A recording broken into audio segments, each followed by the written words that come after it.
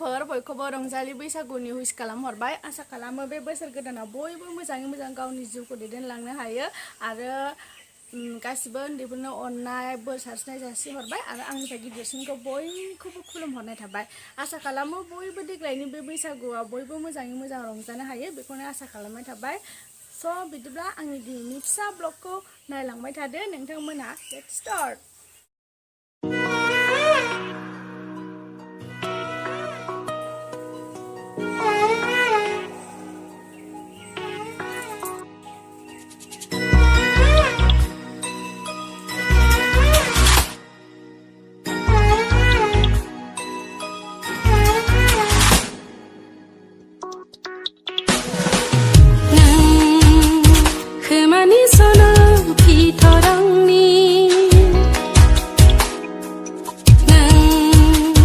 गोथार जारौ सिन्दुर खाफालनि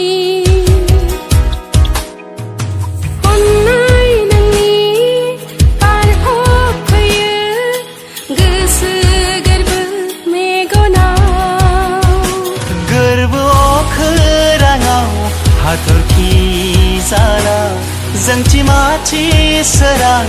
सारफावो सोरां मेगनावबो